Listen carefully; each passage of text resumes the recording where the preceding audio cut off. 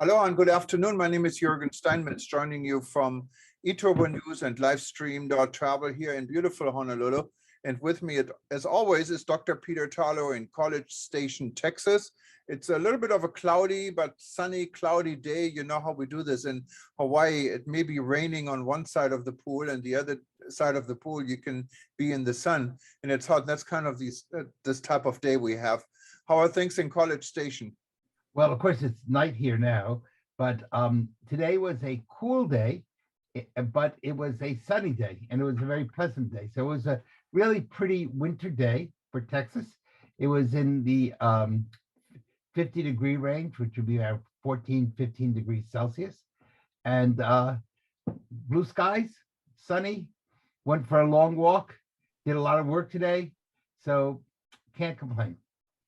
Oh, and it's well, a lot of things going on. Of course, we're hearing COVID.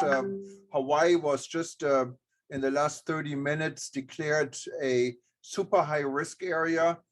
Just a week ago, we were medium. We went to high, we went to very high, and now we're above high with almost 1,000 new infections. About a year ago, 100 new infections caused an entire lockdown of the state. Now close to 1,000. It doesn't seem to be making such a difference because everything is open. And I hear the same as in New York and Washington, D.C. declared an emergency. And so did Holland is locking up, Austria is locking up, Switzerland is locking up. And I'm going to be going to Germany, and Germany is about to lock up, I think. So let's see where this all goes. Yes. So Washington, D.C. about an hour ago declared a health emergency. And it's not exactly sure what that means. And I think there's maybe a number of things that are going on right now. One, I think we definitely are suffering from the world in COVID fatigue. And many people are just tired of it. They just don't want to hear about it anymore. Secondly, the Omicron variant, of course, viruses tend to get weaker as they go into variations.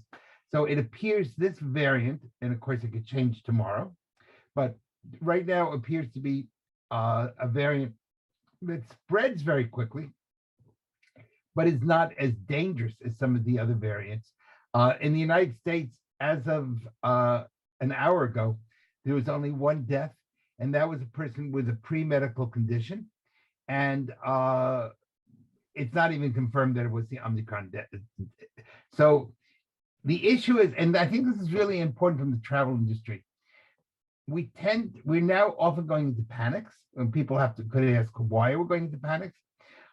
We don't close tourism when there is a cold. We don't close tourism when there is a set of influenza, but we do for COVID. And this particular variant appears to be less dangerous than a cold or the flu. Now, that doesn't mean it won't become more dangerous, but right now, that's where we are at this very moment. So I think we have to really wonder, it's hard to travel right now. When I was in Ecuador last week, my plane leaves to the United States at 3 a.m. in the morning. And that meant, but the United States now insists you have to have a COVID test within 24 hours. So what does that mean? That means from 3 a.m. on Wednesday until 9 a.m., basically that was lost time to me. And then if I need to get a PCR test because I was stopping off in another country, a third country, it's really hard in just a few hours in not the first world to get a PCR test. So it really created a lot of anxiety and stress. And then the lines in Panama to get on the plane to the United States were incredibly long, and they checked each person over and over again. Now, I understand they want safety, but wow, if you're a family and you have children crying and you're in line for over an hour, it's not a fun experience. And then, of course, you have to wear a mask the whole time you're on a plane. I noticed now the president of Southwest Airlines said that masks on planes are like stopping a bullet with a chain link fence. So, the airline industry is really starting to push back a lot. And that's going to be a real fight now between, say, people like Dr. Fauci and some of the health organizations and some of the tourism organizations, which are really in conflict one with each other. Yeah, Peter, of course, this is a very, very fast moving Right. scenario. We only have Omicron for a very limited time. So Right. coming to a conclusion is too early. I can tell you in a report by the BBC from December 16th, what was 4 days ago, in the United Kingdom, they when they had only 85 cases, they reported 6 people died. So now the cases are 20,000, I think, today. It's just unreal. In the United Kingdom, it is just unreal how fast this is How spreading. many deaths have come from those 20,000? Well, I don't know. I was trying to Google it, but I found the latest article I found was December 16th, where they had a total of, let me just go back here, of 85 people in hospital and 6 people died. But keep in mind, this is new. So even if you had Omicron right from the very beginning and some of the few people, you don't die instantly, even if eventually you may die. You know, this is all the time. It's not in real time. And we shouldn't forget this. Yeah, and well, of course not. On the other hand, people are not going to stop traveling. You're traveling. Absolutely. You're getting on a plane tomorrow. And that means that the issue is, if you really were fearful, that fearful, you wouldn't get on a plane. Now you're going to Europe, which is maybe the ground zero for Omicron. And I don't know that for sure. And again, I think you're right when we say that all this data is fast moving, and what's a truth today may not be a truth tomorrow. So I want to really emphasize that. But I think there's a certain amount of COVID fatigue within the public, and it may be willing to take greater risks because it's just tired of being locked down. And I think you hit the nail here, Peter. It is just we're all tired. We want to travel. We want to get out. We were told, okay, you have the booster shot. You're safe. So let's hope for this. We don't know this for sure, but that's what I'm banking on. And I may not be the best example to the world because many of the leaders say don't travel, and I do travel, so I feel guilty. But people are taking calculated risks. Yes, they are. And we don't know what these risks are. There's certain things that we can do, even when we travel. You can up your vitamin D. You can take vitamin C. You can make sure that you are wearing a mask when you're in the plane or in the terminal. You can try to get as much sunlight as possible and fresh air as soon as you get back to, land. Now, I realize in a place like Germany, in the winter, there probably is not a lot of sun, and they probably have a lot of gray skies and cold, or, and that makes it a little bit more difficult than if you're, say, I just came out of Guayaquil, Ecuador, when it wasn't raining, the sun was there all the time. But still, fresh air is really valuable, and take lots of fruit, lots of vitamin C, eat well, and drink lots of water. And those are things that, in the end, we're all in God's hands. So everyone's going to die of something. I just think the public doesn't want to be locked down anymore. I would not be at all surprised if we see riots take place in many European cities where people are saying enough. Especially right before Christmas, right before the holidays. And, people want to get out. They want to live their lives. And this is a real challenge for the tourism industry. The Christmas season, Christmas to New Year's, is a very important travel period, and around the world, or at least the Western world. And if people can't get out, wow, a lot of money is going to be lost, and people are going to be bankrupt and very stressed.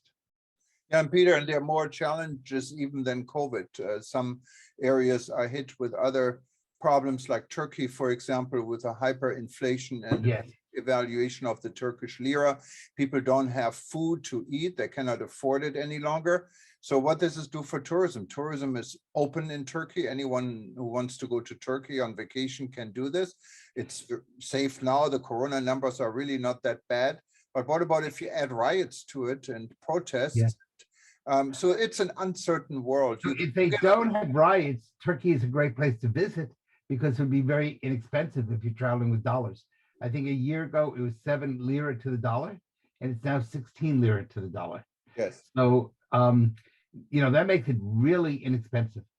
On the other hand, there are lots of good things that are going on in the world. I just came back from Guayaquil, Ecuador, And Ecuador is getting ready for the Copa de los Libertadores, which is the second most important soccer or in your football event in the world after the World Cup. People will be participating from Mexico all the way to Argentina. And I'm working with them to try to develop a whole tourism, hopefully working with them to hopefully develop a whole tourism security plan. And what's important, and they're thinking this through correctly, you don't have security just for the purpose of an event, because you know what, life goes on the day after the event. So you use the event as a methodology to build security for the city and the days afterwards. And that's something that's often been failed to be done in when other major events have taken place. So I want to really salute Ecuador in that. This is going to be a wonderful opportunity for Ecuador to do lots of great things, clean its streets in ways that need to be done, show the beauty of the country, try to get as many people employed as possible. So these are the types of events that the tourism industry really needs. Ecuador is lucky it has a tourism minister who's very young and dynamic, and he's been interviewed by us. And he's working hard, especially on the whole issue of gastronomic tourism, cuisines, and promoting Ecuadorian foods. So these are things we need to, the world needs to concentrate on these items, because we're tired of just hearing crisis after crisis after crisis. Yeah, and I really enjoyed our interview we had with the Minister of Tourism from Ecuador. And it's really refreshing to see young people who are really into this. I mean, he's a go. And that's really what tourism needs. I guess that's what Ecuador needs. And if you wanted to watch this interview, go to our YouTube channel. Just click on our YouTube channel. It's linked from all our websites. Or when you go to WTN on past events and you find the interview, it's really worth watching. Yeah. So that's, that's an event. Also, I've been busy with Mexico, and Mexico is really starting to come up with some very creative ideas to promote security, both on its beaches and within its more urban areas. And I can't really go into all the details right now, but I think the real issue is the tourism world has got to begin to take all forms of security seriously. And that means not only terrorism, which of course is always a potential issue. As you know, the United States today caught it coming across our southern border, a terrorist, and that was a major important breaking news. Unfortunately, the person came from the Middle East, but terrorism is an issue, but so is crime. Look at the terrible issues in the United States we're having with these smash and grab all across major cities in the United States, where people, Nostrums has been just attacked multiple times. And people are leaving, for example, California, because businesses cannot function if your place is being stolen. But those types of crimes are all over. But we also have to think of security for special events and what we're now calling biosecurity. In other words, making sure that people are healthy and that they're able to go to the beach or go shopping and not worry about being attacked, mugged, or have the item stolen. Those are all things without that tourism cannot survive. Yeah, no, and you're absolutely right, Peter. But we're getting into the Christmas season. It's supposed to be a season of peace and love. So it's going to be a season of stress this year, I think. Yeah. Unfortunately. And we just have to get through it. So let's hope in a year the world is looking a little bit brighter. Yeah, in the Northern Hemisphere, it may be a very dark winter. On the other hand, we just celebrated Hanukkah and we're now celebrating Christmas. And both of those holidays work up on the theory of light. And one of the nice things about it just takes one candle filled with light to defeat a room of darkness. And in this case, in the world of tourism, the light of creating good security, of people caring about each other, of trying to come up with creative ideas, maybe can destroy the darkness that COVID has brought over so much of the world. So this is a real chance for us to kind of smile, go out of your way in the tourism industry to say hello to people. If you're in Hawaii, say aloha. But you don't have to be in Hawaii to say aloha. You can say it any place in the world. And smile, show people you care. Because if you care, then you know what? No matter how bizarre these few years are, it's really a good time for us to remember we're all part of one human family. And tourism is all about bringing people together and making people care about each other and understanding the other person and the other culture. No, Peter, you're so right. And it's a good message, I think, to get into the holidays. And those that haven't sent their holiday greeting to eTurbo News yet, just click on the link and you can actually have your greeting published. It's free. And you can tell and share your wishes to your fellow industry colleagues. And Peter, I wish you Thank you. very Merry Christmas. I know you don't celebrate Christmas, but we all do. Right. You wish me a Merry Christmas. I wish you a Happy Hanukkah. Yeah, but if you really go around the world, I just got Merry Christmas wishes from Indonesia, from Thailand, from people who are Buddhist, or people who are Muslim. Yeah. I think everyone kind of, it's a holiday season, you know, and it really doesn't make any difference if you're part of the religious belief of this holiday. It's a new year, it's a holiday. We all have to find a season where we're looking forward to something. So you're leaving tomorrow for Germany. Tell us, what do you expect on your flight going to Germany tomorrow? Do you just see this is going to be difficult, or are you looking forward to just an easy flight? Well, I can tell you it's already starting to become quite complicated. I'm flying on Lufthansa tomorrow to Munich. And Lufthansa from Hawaii, straight from Hawaii? No, from San Francisco. I'm going to San Francisco here. And Lufthansa sent me a email, wanted me to fill out a form, what is needed 12 hours before you board the flight. And it apparently, I don't know what the form will eventually ask me because I cannot get to the form, but I assume it's about vaccination certificates or tests or whatever it might be. Now, when you click on it, you have to put in your booking code and your name. And in my case, it cannot find a record. When you put in the ticket number, it's the other option, it cannot find a record. When you try to call Lufthansa yesterday, I tried it. I was on hold for 7 hours and 20 minutes. Wow.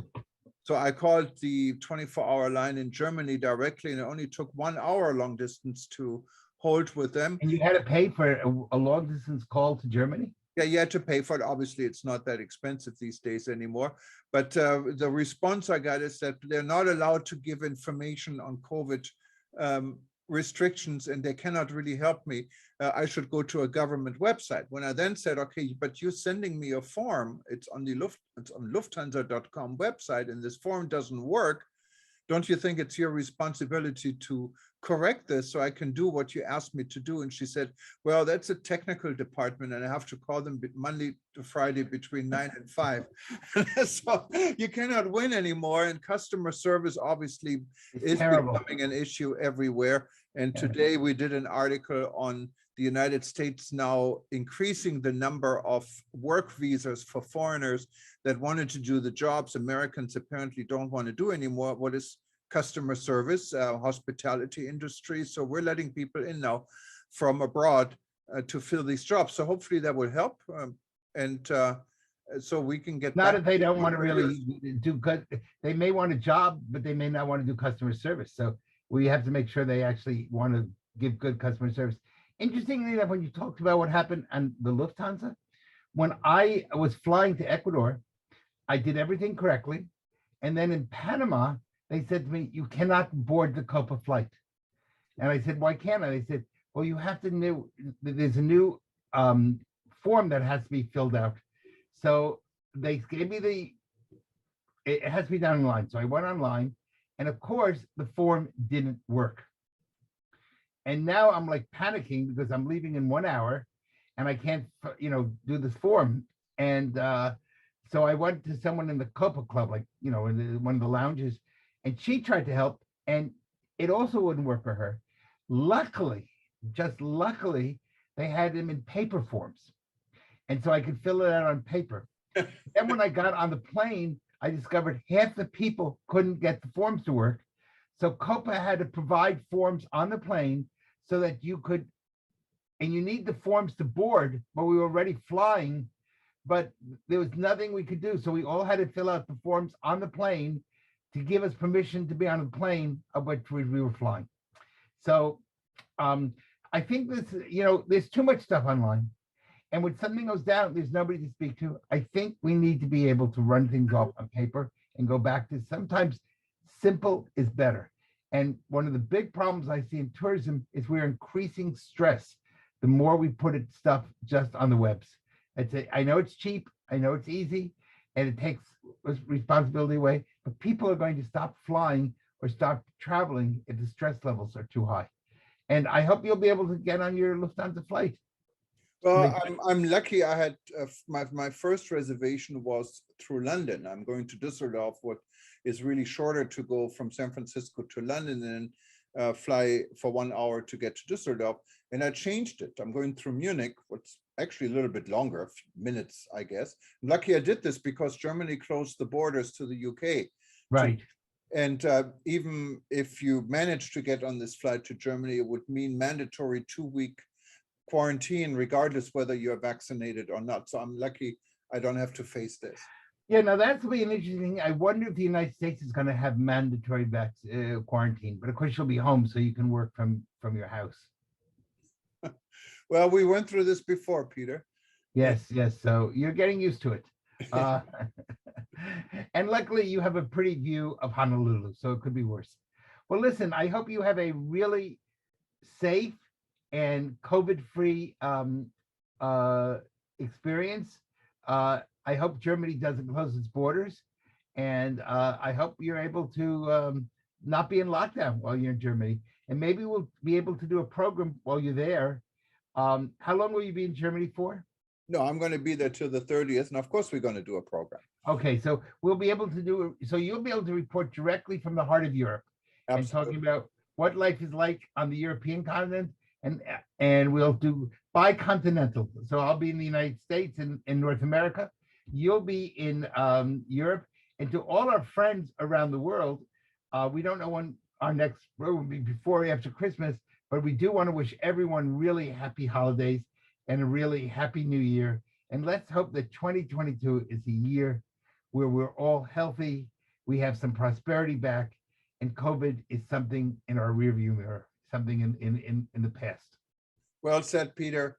And anyone who wanted to watch this session again, or he wasn't able to to see it on our live stream, you can go to our YouTube channel. You find it there, or you can go to eTober News and click on YouTube, and you can watch it over and over and over again. So happy holidays to everybody. Hopefully we can watch it in a year and see, oh my God, it was really a bad time a year ago. So it's so much better now. So let's hope. Well, let's hope that everyone has a really happy and healthy holiday. Absolutely. Thank Bye-bye. you, Peter, and thank you for everyone watching here today. Safe travels. Bye-bye. Bye-bye.